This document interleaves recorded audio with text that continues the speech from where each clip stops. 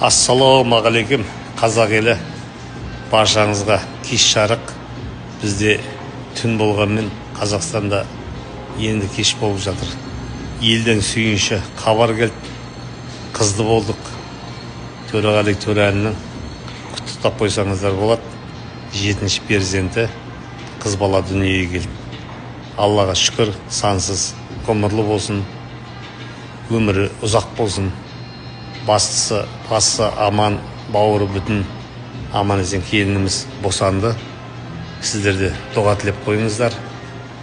Алла қазақ елінің санын көбейте берсін, ұрпағымыз аман болсын, аман есен шыққасын, есімін қою кезегін құдаларға беріп жатырмыз.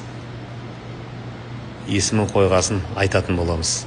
Аман болайық, еліміз тыныш, жұртымыз аман.